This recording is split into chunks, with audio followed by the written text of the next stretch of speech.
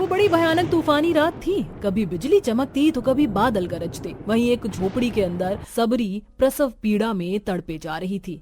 आह आह माँ, आह। माँ, माँ, भगवान जी, मेरी माँ को पेट में दर्द हो रहा है, उनको ठीक कर दो ना। सोनम बेटी, जा जाकर पड़ोस में से दाई माँ को बुला ला। छाता ओढ़ी बूढ़ी सी दाई माँ आती हैं और जांच पड़ताल करती हैं। बच्चा पेट में उल्टा घूम गया है, सुरक्षित डिलीवरी बड़ा कठिन है सबरी। नहीं गंगा मौसी, इस बच्चे के लिए मैंने बहुत तप किए हैं। सुहाग तो पहले ही छीन लिया उस निर्दयी ईश्वर ने, लेकिन अपने बच्चे को खोकर जी नहीं पाएगी ये दुखियारी माँ। 9 महीने कोख में रखा है इसे मैंने। भगवान को नियति बदलनी होगी, इसे मेरी झोली में डालकर नहीं वापस ले सकता वो। पीड़ा के मन से एक तरफ उस गरीब माँ की आंखों से आंसुओं की झड़ी बरसे जा रही थी, तो वहीं आसमान से बारिश। कुछ देर में वह दूसरी बेटी को जन्म देती है, जिसे गोद में देते हुए धाय नीरस मन से कहती है, इस बार भी लड़की हुई है। भगवान एक बेटा दे देता तो कल को बुढ़ापे की एक आस हो जाता। तो क्या हुआ मौसी, मेरी बेटियां बेटों से कम थोड़ी हैं। इन दोनों में से कोई एक तो अपनी गरीब माँ का सहारा बनेगी। मैं इन्हें खूब पढ़ाऊंगी, लिखाऊंगी, इन्हें काबिल बनाऊंगी, चाहे मेरी जिंदगी क्यों ना लग जाए। पति के मरने के बाद उस गरीब माँ को किसी नाते रिश्तेदार से मदद का कोई सहारा नहीं था। वहीं लोगों की तरह तरह की ताने बाने सुनकर भी 2 बेटियों के होने से सबरी कभी दिल छोटा नहीं करती, और जहां एक बेटी उंगली पकड़कर तो वहीं दूसरी को पीठ पर बांधकर वह माँ भयंकर गर्मी और तपती धूप में मेहनत मजदूरी करके उन्हें पालती पोसती है। आंगन में चक्की पीसते। हे राम जी, आज तो कितना घाम है। चक्की भी इतनी गर्म हो गई है कि छुई नहीं जा रही, मगर जल्दी से आटा पीसना होगा, दोनों भूखी आएंगी। धूप में चक्की पीसते हुए सबरी के हाथों में छाले पड़ जाते हैं, जिसके बाद वह धाए धाए लहकते चूल्हे पर रोटी बनाती है। तभी सोनम और माँ ही रिजल्ट लेके आती है। माँ, माँ, ये देखो मेरा रिजल्ट, मैंने फर्स्ट क्लास से 12वीं पास की है। फर्स्ट क्लास क्या होता है बिटिया, मुझे समझाना। ओहो माँ, दिखा दी ना गंवारपंती, 2-4 अक्षर तुमको भी पढ़ लेना चाहिए था। फर्स्ट क्लास का मतलब दीदी ने पूरे गांव जिले में टॉप किया है। छोटी बेटी माही की बात उस गरीब माँ के कलेजे को छल्ली छल्ली सा कर देती है, लेकिन फिर भी वो मुस्कुराती है। चलो, राम जी की कृपा है, मैंने मन्नत मानी थी, आज ही लड्डू चढ़ा दूंगी। अरे मैं तो भूल ही गई, तुम दोनों धूप में से आई हो, प्यास लगी होगी, तुम्हें पानी देती हूँ। सबरी अपनी ईंट रसोई में से सालों पुराने सुराही में से पानी देती है। पानी गर्म होने से दोनों बहनें नाक चढ़ा लेती हैं। ओहो माँ, इस मटके के पानी से प्यास भी नहीं बुझती। पता नहीं ये गरीबी कब दूर होगी। ना तो हमारे घर में एक फ्रिज है, ना एसी। एसी तो छोड़ो दीदी, एक कूलर भी नहीं। बस सालों से छत से ये खटारा पंखा लगा है, जिसमें कोई भी हमारी झोपड़पट्टी के घर में पाँव भी नहीं रखता और ना हमारे घर का एक गिलास पानी पीता है। बिटिया, तुम तो जानती हो कि तुम्हारी गरीब माँ ने किस मजबूरी से तुम्हें पाला है। मैं तो राम जी से रोज एक अर्जी मांगती हूँ कि जो खुशी तुम्हें इस मायके में नहीं मिली, वो सारे ऐशो आराम सुख सुविधा ससुराल में मिले। ऐसा ही घर देखूंगी तुम्हारे लिए। उसकी कोई जरूरत नहीं है माँ, हम दोनों ने अपने लिए लड़का चुन लिया है। गाड़ी बंगला नौकर चाकर सब है वहाँ, सुख से रहेंगी हम। तो आगे पढ़कर क्या करना है हमें। शबरी को ये बात थोड़ी खटकती तो है, लेकिन दोनों बेटियों की खुशी देखकर वह मान जाती है और सब कुछ तय तमान कर देती है। लेकिन पैसे की चिंता उस गरीब लाचार माँ को भूख प्यास भी नहीं लगती। 2 दिन इस घर में शहनाई बजनी है, मेरी दोनों बेटियों की डोली उठनी है। मेरे हाथ में एक पैसा कौड़ी नहीं।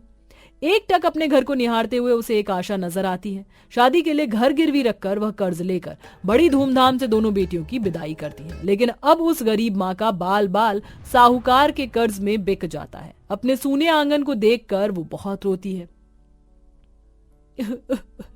चली गई मेरी दोनों बेटियां, मुझे छोड़ गई। वहीं ससुराल में दोनों का भव्य स्वागत होता है, जहां स्वागत में दर्जनों नौकर चाकर, कोई फूल तो कोई इत्र लिए खड़े थे। हीरे की तरह चमचमाते झूमर और महलों सा ससुराल देखकर दोनों फूले नहीं समाती। बाप रे दीदी, हमारे ससुराल में कितनी चकाचौंध है।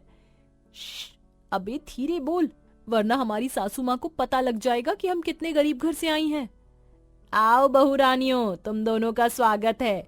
पुलकित, वेदांत, बहुओं को कमरे में ले जाओ, जोड़ा बदल लेंगी, गर्मी लग रही होगी इन्हें।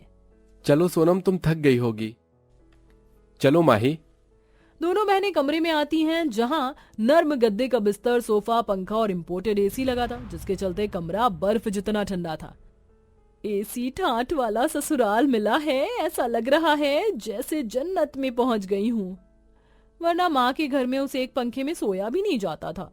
जो दोनों बेटियां अपने ससुराल की समृद्ध में मगन थीं, तो वहीं कड़ी धूप में गरीब माँ कर्ज की कीमत चुका रही थी। अरे चल चल, मुंह क्या देख रही है, जल्दी से हल चलाकर ये पूरा खेत जोत।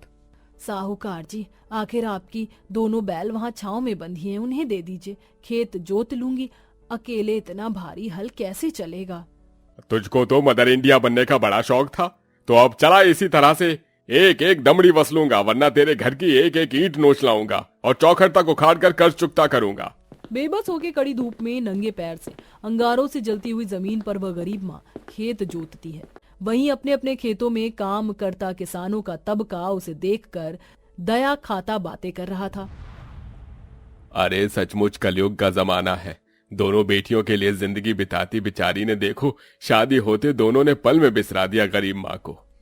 वही तो, अगर आज इसका एक बेटा होता तो इतना दुख नहीं भोगती बेचारी।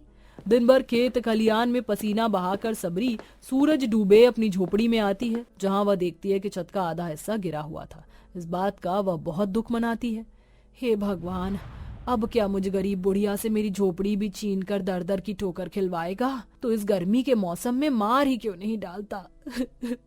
मेरी दोनों बेटी अपने अपने घर जाकर भूल ही गई, मुझको एक बार पलट कर देखने भी नहीं आई। किसी तरह अपनी उजड़ी झोपड़ी को वो फूस से बना लेती है, लेकिन मटके के टूट जाने से झुलसने वाली उस गर्मी में थोड़ा भी ठंडा पानी पीने की उसकी आखिरी आस भी टूट चुकी थी। ऐसे में प्यास से बेचैन वह भूखे सो जाती है। तभी चर चार की आवाज करते पंखा भी खराब हो जाता है। हे भगवान, ये पंखा भी चल बसा। ये गर्मी तो बस मुझको ढाने आई है। एक तरफ कई दिनों का भूखा शरीर और गर्मी का सताव उसे बिस्तर पर ला देती है, इधर दोनों बहनों की जिंदगी सुख में कट रही थी। दीदी गर्म गर्म पिज्जा और ऊपर से फ्रिज का ठंडा जूस, मजा आ गया। तभी दोनों के पति आए। सोनम, तुम्हारी माँ की तबीयत ठीक नहीं, तुम्हारे गांव का एक आदमी आया था, चलो उनसे मिल आते हैं। क्या मुसीबत है? मेरा तो एसी छोड़कर जाने का मन भी नहीं। माँ के घर में गर्मी में उबलना पड़ेगा। अगर हमने ये बात अपने पति को जता दी तो पता नहीं क्या समझेंगे। ठीक है, चलते हैं, लेकिन रुकेंगे नहीं वहाँ। किसी तरह दोनों बेटियां बेमन से अपने गांव माँ के पास आती हैं, जहाँ घर किसी ईंट भट्टी के जितना भपका मार रहा था। अपनी दोनों बेटी दामाद को द्वार पर देखकर उस गरीब माँ की झुलसी आंखें खुशी से भर गईं। सबरी हिम्मत बांधकर बिस्तर से खांसते खांसते उठती है। अरे सोनम, माही, मेरी बेटियों आ गई तुम। दामाद जी आइए, बैठिए ना। खाट झाड़कर वह उन्हें बिठाती है, मगर दोनों बेटियां मुंह चढ़ाए खड़ी थी, मानो अब उसे लड़ पड़ेंगी। तुम दोनों बैठो ना। दामाद जी, आप दोनों क्या पिएंगे, चाय या शरबत या पेप्सी वगैरह? माँ, ये फालतू की फेका लोची मत करो। जब तुम्हारे इस गरीब से घर में फ्रिज नहीं है तो पेप्सी कहाँ से लाओगी? सालों पुराने उसी मटके का पानी ही दोगी हमारे पति को। बेटी का दिया कड़वा ताना उसके मन को कचोट कर रख देते हैं। शबरी की आंख में से आंसू छलक जाता है। वह पड़ोस में से थोड़ा बर्फ का पानी लाकर उन्हें देती है। ये लो दामाद जी। आज यहीं रुककर कल घर चलेंगे हम। लेकिन दोनों बेटियां टस से मस नहीं होती। झोपड़ी में लगी छावनी कई जगह से टूटी हुई थी, इसलिए धूप की किरण भी घर में आ रही थी। तभी सोनम ने कहा, अजी अब तो माँ से मिलना हो गया तो चले, गर्मी में हमारा दम घुट रहा है, पंखा भी खराब पड़ा है। दोनों की अकड़ और ऐंठ को मिटाने के लिए दोनों के पति कहते हैं, आज यहीं रुककर कल घर चलेंगे हम। लेकिन सुख सुविधा की लत लग जाने के बाद अपनी गरीब माँ के घर में फ्रिज और एसी के बिना एक रात गुजरना भी दोनों को भारी पड़ जाता है। सबरी सारी रात उन्हें पंखा डुलाती हुई बिहान कर देती है। माँ, तुम सोई नहीं रात भर? नहीं, तुम दोनों को गर्मी लग रही थी इसलिए। और मेरा क्या है, इस गर्मी में मैं तो रात भर जागती रह जाती हूँ, कम ही नींद आती है। अपने आप पर बीतने के बाद दोनों का मन माँ के प्रति ममता से भर जाता है। वह अपनी माँ के पांव में गिर जाती हैं। माँ, हमको माफ कर दो। तुमने अपना पेट काट कर हमें पाला, जहाँ हमने कहा उसी घर में ब्याहा, और हमने तुम्हें ही ताना कसा। हम बहुत बुरी बेटियां हैं माँ। ना रो मेरी बच्चियों, तुम दोनों हमेशा इस माँ के कलेजे का टुकड़ा बनकर रहोगी। दीदी माँ ने बहुत मेहनत कर ली, अब सुख के दिन देखने का वक्त है माँ का। दोनों अपने गरीब माँ के घर के लिए एसी और फ्रिज लगवाती हैं, साथ में पूरे घर की मरम्मत भी करवाती हैं, जिससे शबरी की जिंदगी के बाकी के दिन अच्छे गुजर जाते हैं। मगर इस कलयुग में अक्सर औलाद माँ बाप का किया भूल जाते हैं और जाने सबरी सी कितनी माएं दुखों में जिंदगी जी रही हैं।